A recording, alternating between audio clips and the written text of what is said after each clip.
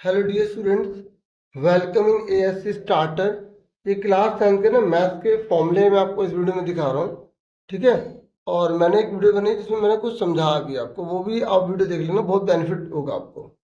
तो मीन का अगर इंडिविजुअल सीरीज है तो उसका ये फॉर्मूला है, सम ऑफ ऑब्जर्वेशन अपॉन में total number of observation, Hindi में माध्य, अनुप्रयोगों का योग बटे में अनुप्रयोगों की संख्या।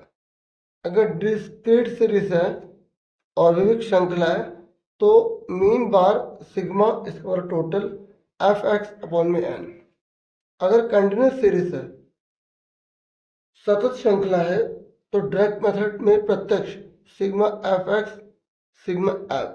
ठीक है, टोटल एफ एक्स मतलब मल्टीप्लाई करके जोड़ दो और इसको सिर्फ जोड़ दो, फिर डिवाइड कर दो। ये होता है मीन का सिंबल। एक्स पे बार जो है माध्य का सिंबल होता है। फिर ये एज्यूमिंग मेथड है, इसका फॉर्मूला होता है मेन पे बार है ए प्लस ये sigma f i d i upon में सिग्मा एफ आई। फिर है पद विचरण विधि या पग विचरण विधि। ठीक है, आप इसे पग विचरण बोले या पद विचरण बोले, बात देखिए। फिर स्टेप डेविएशन मेथड, ये मीन बार है a plus sigma f i u i upon में sigma f i into h, summation भी बोल सकते हैं इसे। ठीक है, f i d i upon में एफ आई है। ठीक है, यहाँ पर सिग्मा बोले, वैसे सिग्मा का ये सिंबल होता है। ठीक है, वो हम बाद में पढ़ेंगे, आप ये सीखो बस। ठीक है, आप इसको समीशन बोल लो। ठीक है, फिर उसके बाद यहाँ पर मीन के फॉर्मूले। फिर आपको बताना चाहिए मीडियन। मीडियन का फॉर्मूला क्या होता है, l plus n by two minus c f upon f into h. फिर मोड का फॉर्मूला क्या होता है, l plus f one minus f zero two f one minus f zero minus f two into में h. ठीक है, आगे किसे कहते हैं, lower limit h class size को। ठीक है, क्लास साइज होता है ना, अपर में से लोअर लिमिट घटा दो। फिर F1 हाईएस्ट फ्रीक्वेंसी को बोलते हैं, सबसे अधिक फ्रीक्वेंसी को F1 बोलते हैं। फिर आपको ये फॉर्मूला याद करना है, mode is equal to 3 median minus 2 mean. ठीक है, फिर आ जाओ डिस्टेंस फॉर्मूले वाले चैप्टर पर। तो x1 है, ये y1 है, ये x1 है, ये y1 है, ये a दे रखा है और ये b दे रखा है। इन दोनों के बीच के डिस्टेंस निकालने का फॉर्मूला होता है x2 minus x1 square plus y2 minus y1 square. फिर हमें लगाना पड़ता है इक्वी डिस्टेंट फॉर्मूला, मतलब ये वाला पॉइंट इन दोनों से बराबर दूरी पर है। ठीक है, तो ए पी बराबर पी बी हो जाएगा। तो दो बार फॉर्मूला लगा देंगे, x two minus x one का square plus y two minus y one का square is equal to x two minus x one का square plus y two minus y one का स्क्वायर रूट में क्या लगाएंगे, root में। फिर root से रूट काट देंगे। ठीक है, फिर मिड पॉइंट फॉर्मूला, मतलब जैसे कोई सर्कल है उसके बीच का पॉइंट या कोई लाइन है उसके बीच का पॉइंट। तो x is equal to x one plus x two upon में two, y is equal to y one plus y two upon में टू, यानी कि एक्स वाई क्या कि ये दोनों एक साथ लिखते हैं। फिर अगर किसी ट्रायंगल के बीचों बीच का अगर हमें पार्ट निकालना है तो इसका x one x two x three अपन में थ्री हो जाएगा। तीनों को जोड़ के तीन से डिवाइड कर देंगे, तीनों को जोड़ के तीन से डिवाइड कर देंगे, और जब हम इसको निकालते हैं तो रेशियो वन रेशियो टू में निकलता है। अगर मीडियन निकालोगे ना, ये मीडियन की लेंथ, तो पहले आपको इसका मिड पॉइंट निकालना पड़ेगा, फिर आपको डिस्टेंस फॉर्मूला लगाना पड़ेगा। ये क्वेश्चन आ जाता है एग्जाम में। ठीक है, माध्यिका निकालने वाला क्वेश्चन अच्छे से कर लेना। फिर सेक्शन फॉर्मूला है, रेशियो निकालनी है आपको, तो ये एक्स निकालना है या आपको वाई निकालना है या रेशियो निकालनी है, तो आपको ये फॉर्मूले लगाने पड़ेंगे। जब भी रेशियो आ जाए तो समझ लो ये वाला फॉर्मूला लगेगा, अनुपात लिखा आ जाए ये फॉर्मूला लगेगा। क्योंकि क्वेश्चन ना बच्चे इसलिए नहीं कर पाते क्योंकि उन्हें पता नहीं लगता कि फॉर्मूला कौन सा लगाना है, क्योंकि वो बुक से ना क्वेश्चन की प्रैक्टिस नहीं करते, क्वेश्चन पढ़ते नहीं है सही से, क्वेश्चन भी याद होना चाहिए सही से। ठीक है, फिर डिस्टेंस फॉर्मूला ओरिजिन से कैसे निकालेंगे, तो ये फॉर्मूला लगाएंगे, ये ओरिजिन है तो डिस्टेंस फॉर्मूला क्या लगाएंगे, सिंपल करो कि जो नंबर दे रहेगा उसी का स्क्वायर कर दो, आंसर आ जाएगा x square plus y square. अगर किसी भी डिस्टेंस का फॉर्मूला ओरिजिन से निकाले तो उन दोनों का स्क्वायर कर दो और फिर रूट कर दो, जैसे यहाँ पर मैंने करा। फिर उसके बाद चैप्टर 2 है, क्वाड्रेटिक इक्वेशन की फॉर्म में अगर है तो ए एक्स स्क्वायर ही है, बी एक्स, देखो एक्स स्क्वायर के साथ ए होता है, एक्स के साथ बी होता है और सी अकेला होता है। और अगर मुझे इक्वेशन बनानी है तो x square minus sum of zeros x plus product of zero, alpha plus beta, alpha into beta. ठीक है, अल्फा और बीटा जो है वो जीरोस होते हैं, वो शून्य को होते हैं। ठीक है, ये जो अल्फा और बीटा होते हैं क्या होते हैं, शून्य को होते हैं। तो सम ऑफ जीरोस का फॉर्मूला क्या होता है, माइनस बी अपन में अल्फा प्लस बीटा, और प्रोडक्ट ऑफ जीरोस यानी कि शून्य को गुणनफल क्या होता है, अल्फा इंटू बीटा सी अपन में। ये देखो, ये बी और ये ए ये सी, इसी को हम यहाँ पे यूज करते हैं। फिर आप आ जाओ चैप्टर नंबर 3 पर। तो यहाँ पर आप लीनियर इक्वेशन पढ़ रहे हो, देखो आपको पता होना चाहिए ये इक्वेशन का नाम क्या होता है। ये लीनियर इक्वेशन 2 वेरिएबल वाली होती है। इसमें x के साथ देखो a1 b1 c1 a2 b2 c2, क्योंकि यहाँ पर दो इक्वेशन है इसलिए a1 b1 c1 लिखना पड़ रहा है, क्योंकि यहाँ पर हमने कुछ भी नहीं लिखा था। और अगर इसको डिवाइड करने पर ये इक्वल नहीं आते तो इसे इंटरसेक्टिंग बोलेंगे, क्योंकि ये पॉइंट पे यहाँ काट रहा है, इसलिए इसका वन सॉल्यूशन होगा। क्या होगा, एक हल होगा। और जिनका हल होता है उसे हम कंसिस्टेंट कहते हैं। क्या बोलते हैं, कंसिस्टेंट, हिंदी में संगत कहते हैं। अगर आपसे बोलोगे संगत है या नहीं तो आप बोलोगे अगर इस तरीके से आ रहा तो है। अगर आपसे पूछ रहे कितने सॉल्यूशन है, तो अगर ये काट रहे हैं बराबर नहीं आ रहे, बराबर कैसे, जैसे 3/4 आ गया not equal to 4, 3/5 not equal to 1/2/5, ये तीनों बराबर ही नहीं आ रहे, तो इसको ही हम बोलते हैं कि ये कंसिस्टेंट होगा, इंटरसेक्टिंग होगा और वन सॉल्यूशन वाला होगा। और अगर एक बराबर आ जाए एक बराबर ना आए तो उसे हम पैरेलल कहते हैं। ठीक है, इस तरीके का डायग्राम, क्योंकि इसमें कोई भी टच नहीं कर रहा तो नो सॉल्यूशन आ जाएगा। क्या बोलेंगे, कोई हल नहीं है।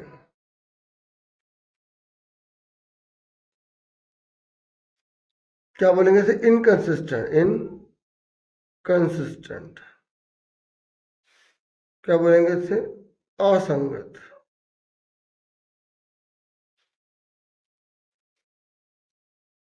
अब देखो ये अगर तीनों बराबर आ गए तो इसे बोलेंगे कोइंसिडेंट, संपाती, क्योंकि एक लाइन दूसरी लाइन के ऊपर आ गई। ठीक है, तो क्योंकि एक लाइन दूसरी के ऊपर आ गई तो हर पॉइंट सॉल्यूशन हो गया, उसे भी कंसिस्टेंट कहेंगे। और सॉल्यूशन कितने होंगे, इसके मैनी होंगे, अनेक हल होंगे इनके। फिर बीपीटी है, बीपीटी में अगर ये लाइन इसके पैरेलल है तो ये बटे में ये बटे में ये प्रोपोर्शनल होते हैं। और देखो आपको पता होना चाहिए अगर ये लाइन लग गई तो ये प्रोपोर्शनल होगा। आपको समझना ना, ऐसे तो कॉपी को मोड़ लेना एग्जाम में और वही बन जाएगा जो आपने सीखा होगा। ठीक है ना, कॉपी मोड़ ला करो आप। और सिमिलर कब कब होगा, सिमिलर होता है ए से, एस से एस से, और एस से एस कैसे होगा, जैसे ये बट्टे में ये साइड, ये बट्टे में ये साइड, और बीच में एंगल एंगल अगर बराबर, मतलब ये देखो अगर ये और ये प्रोपोर्शनल है और ये दोनों बराबर है तो इसको बोलते हैं एस से एस। फिर ट्रिग्नोमेट्री है, तो ट्रिग्नोमेट्री जो है ना, आपको फॉर्मूला पंडित बद्री प्रसाद हर हर भोले, इस फॉर्मूले से याद कर लो।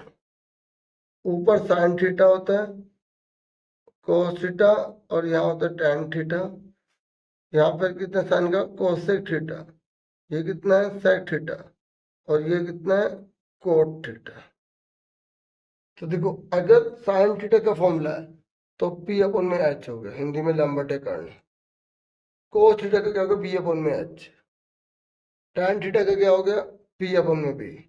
और अगर मुझे कोसेक का निकालना है तो एच अपन में पी। ये देखो अगर मुझे स्टैक का निकालना है तो बी एच अपन में बी, ये एच अपन में बी। और अगर मुझे कोट का निकालना है तो ये बी अपन में पी यहाँ पे। फिर उसके बाद ये फॉर्मूला है कि कौन किसका रिवर्स होता है, साइन का उल्टा कोसेक, कोसेक का उल्टा साइन, कोस का उल्टा सेक, सेक का उल्टा कोस, टेन का उल्टा 1/, में कोट थीटा, कोट का उल्टा 1/, में टेन थीटा। ये मैंने दोबारा से लिख दिया। और आपको ये भी पता होना चाहिए कि टेन थीटा बराबर होता है साइन थीटा बटे में कोस थीटा, मतलब साइन और कोस को डिवाइड करके टेन थीटा निकलता है। ऐसे कोट थीटा किसको निकाल लेंगे, कोस अपन में साइन थीटा को डिवाइड करके, ठीक है। ऐसे ही आप टेन थीटा एक और तरीके से निकाल सकते हो, सेक थीटा अपॉन में कोसेक थीटा, क्योंकि सेक का उल्टा वन अपन में कोस हो जाएगा, तो कोसेक का वन अपन में साइन, तो साइन ऊपर आएगा, साइन अपन में कोसेक टेन, ऐसे ही कोट का क्या होगा, कोसेक अपन में सेक थीटा। ये मैंने फॉर्मूला लिख दिया, आपको समझ में आ गया होगा, यहाँ पे मैंने बता दिया था, यहाँ पे दोबारा से बता रखे हैं। फिर अगर पावर लिखी आ जाए, आपको पहचान में आना चाहिए कि फॉर्मूला कौन सा लगाना है, ये कब लगाना है, ये कब लगाना है। जब पावर दे रखी है और थीटा दे रखा है सेम सेम, तो इस पूरे की वैल्यू वन होगी, इसको उधर लेगा तो एक फॉर्मूला और बन गया, फिर इसको उधर लेगा तो एक फॉर्मूला और बन गया। ऐसे cos square theta minus cos square theta ये हो गया, इसको उधर लेके एक फॉर्मूला बन गया, फिर इसको इधर लिया, इसको उधर ले गए तो ये फॉर्मूला बन गया। ऐसे सेक का sec square theta minus tan square theta equal to one. देखो एक नंबर का ना बेसिक में पूछ लेता है ऐसे, जैसे sec square 40 degree minus tan square 40 degree किसके बराबर होगा। देखो दोनों पे स्केल लगा है, दोनों पे डिग्री सेम है, तो माइनस लगा तो वन आ गया, क्योंकि इस पूरे का फॉर्मूला होता है वन।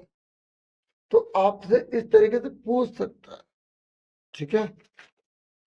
फिर आपको ये वैल्यूज पता होनी चाहिए कि साइन 0, साइन 30, साइन 40, इन सब की वैल्यू क्या होती है। अभी मैंने अलग अलग तो लिखी है, लेकिन यहाँ पर मैंने सारी साथ लिख दी।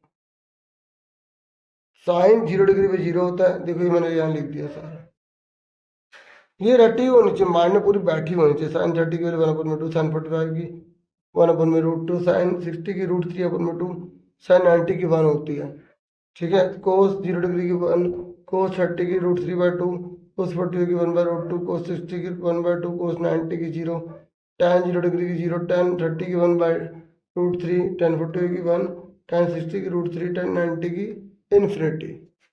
देखो मैं आपको बताऊँ tan कैसे निकाल सकते हो, देखो आपको बहुत आसान तरीका बताता हूँ। सबसे पहले साइन की वैल्यू रख लो, ठीक है, फिर उल्टा कर दो, ये देखो ये ऐसे हो गया, ये यूं लिखा ना, ये यूं लिख दिया। देखो tan के निकालने, इसको डिवाइड कर दो, 0 को से डिवाइड करो ये आएगा, इसको से डिवाइड करो, 2 से 2 कट के 1/√3 डिवाइड करो, पूरा 1 आ गया, इसको से डिवाइड करो √3, 1 को 0 से करोगे तो इन्फिनिटी आ गया। और कोसेक का क्या आ गया ये देख लो। कोसेक कैसे निकालते हैं, साइन का उल्टा होता है।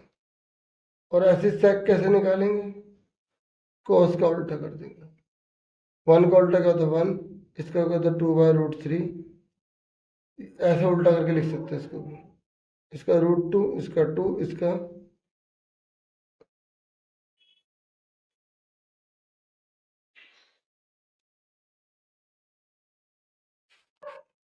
0 का उल्टा इन्फिनिटी हो जाएगा।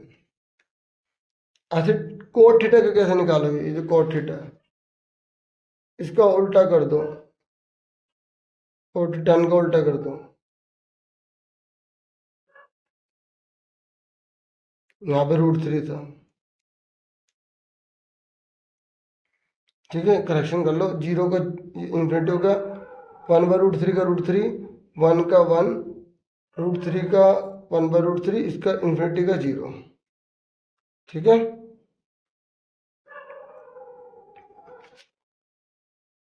अब एरिया ऑफ सेक्टर, अब जो एरिया रिलेटेड टू सर्कल है ना, उसके फॉर्मूले, सेक्टर का फॉर्मूला क्या होता है, सेक्टर कहते हैं किसे, सर्कल होता है, इसको बोलते हैं सेक्टर, आपको पता होना चाहिए, खाली इतना बना लो।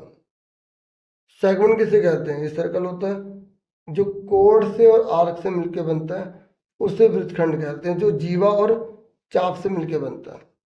और मेजर सेक्टर का मतलब होता है, जैसे हमने ये लिया तो ये बड़े वाला दीर्घ त्रिज्या खंड कहलाएगा।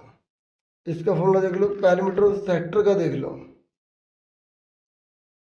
और अगर मान लो एरिया ऑफ मेजर सेगमेंट आएगा, तो सर्कल सर्कल का एरिया निकाल के इसको घटा दोगे, क्योंकि देखो पूरा है ना, पूरा अगर ये चीज आ गई तो पूरे सर्कल में से ये घटा दोगे, ये घटा दोगे, मतलब ये निकाल लो आंसर। और सर्कल का एरिया निकालो, सर्कल का एरिया क्या होता है, एरिया सर्कल होता है पार स्क्वायर होता है।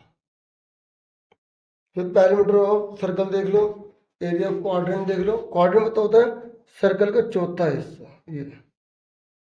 फिर 10th पार्ट ऑफ सर्कल देख लो, 1/10 पार्ट के।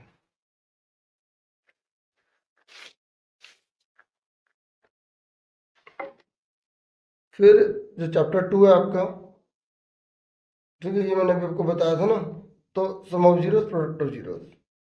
सम ऑफ जीरो माने बी अपन में ए होता है, product of zero c upon में ए होता है। और ये फॉर्मूले देख लो अच्छे से। अगर एचसीएफ 2 कंसेक्यूटिव नंबर का निकालना तो 1 आएगा, अगर एचसीएफ 2 इवन कंसेक्यूटिव नंबर का निकालना तो 2 आएगा। हिंदी में दो क्रमागत संख्याओं का एचसीएफ, दो क्रमागत सम संख्याओं का एचसीएफ। ये अच्छे से कर लो। दो क्रमागत विषम संख्याओं का एचसीएफ 1 और दो क्रमागत अभाज्य संख्याओं का एचसीएफ क्या है, ठीक है। और फिर LCM of 2 consecutive prime number is product of 2 number. ये आंसर लिखा है मैंने। देखो अगर प्राइम नंबर का बोलेगा ना तो ए इंटू बी करना, लेकिन अगर इवन नंबर का बोल देगा ना, इवन नंबर का, ये देखो, तो आपको 2 से मल्टीप्लाई भी करना है। फिर 2 को बटे में ले जाना अगर एलसीएम निकालने को आ जाए तो। ये क्वेश्चन बहुत इंपॉर्टेंट है, ठीक है। हिंदी में मैंने यहाँ लिख दिया। दो क्रमागत संख्याओं का एलसीएम निकालना है तो उन दो संख्याओं का गुणनफल हो जाएगा। इसका नहीं लिखा मैंने, इसका हिंदी में बोल देता हूँ। हमें अगर एलसीएम निकालना है दो क्रमागत सम संख्या होगा तो वो a into b is equal to 2 multiply LCM होगा। अगर मुझे एलसीएम निकालना है तो क्या करूँगा, ए इंटू बी अपॉन में 2 कर दूंगा। देखो अगर मैं इसको थीटा मानूंगा, ये एप्लीकेशन वाले चैप्टर है ट्रिग्नोमेट्री का, तो उसमें काम आएगा। अगर मैं इसको थीटा मानूंगा तो थीटा वाली लाइन को बेस कहते हैं और इसको पी कहते हैं। और अगर मैं इसको थीटा मानूंगा तो इसको पी और इस थीटा वाली लाइन को बेस, जिसको थीटा मानते हैं उस लाइन को बेस कहते हैं। और एग्जाम में क्वेश्चन आ जाए कि अगर ये इतना है ये इतना है तो थीटा कितना होगा, तो आपको इससे डिवाइड कर देना है। और √3 आ रहा है तो √3 में tan किसके बराबर होता है, देखो 60 के, तो यहाँ पे 60 वैल्यू आ गई। और इसको से डिवाइड कर दो तो 45 आ रहा है। 45 tan किसके बराबर होता है, आपको tan ही याद करना है 1 के, तो 45 आ गया 1 आ गया। और अगर हम इसको डिवाइड कर रहे हैं तो आंसर आ रहा है tan √3, यानी कि 1/√3 आ रहा है। और 1/√3 आ रहा है तो 1/√3 किसके हो रहा है, tan 30 के, तो 30 डिग्री आ गया। तो इस तरह के क्वेश्चन भी एग्जाम में आ जाता है। ये मैंने करके दिखा दिया। अगर ये थीटा ऊपर वाले को थीटा मानेंगे तो थीटा वाले लाइन को क्या कहलाएगा बताओ, थीटा लाइन को बेस कहते हैं और इसको पी कहते हैं। अब फॉर्मूला तो वही रहेगा, पी अपन में बी, तो 10 अपन में 10√3, तो ये कट गया तो 1/√3, तो 1/√3 की वैल्यू 30 डिग्री होता है। ये देखो अगर इसको थीटा मानेंगे तो इस लाइन को बेस बोलेंगे, इसको पी बोलेंगे। और अब थीटा माना और दोनों सेम है तो फर्क नहीं पड़ेगा, एक ही आंसर आएगा, तो 45 डिग्री हो जाएगा। और अगर इस तरीके से क्वेश्चन है तो आप देखो मैंने थीटा मान लो, इसको माना है। अगर थीटा इसको माना तो ये पी हो गया, पी होगा तो पी, वैसे मैंने थीटा इसको माना था, ठीक है, ये थीटा माना था। तो ये ऊपर लिखेंगे 5 × 3 और ये 5 अपॉन मल्टीप्लाई √3 लिखेंगे। तो 5 से 5 कट गया और 3 के 2 पार्ट कर दो तो √3 आ गया, ठीक है। और √3 इसके बराबर है tan 60 के ना, तो 60 डिग्री आ गई। तो आपको इसकी प्रैक्टिस करनी पड़ेगी, ठीक है।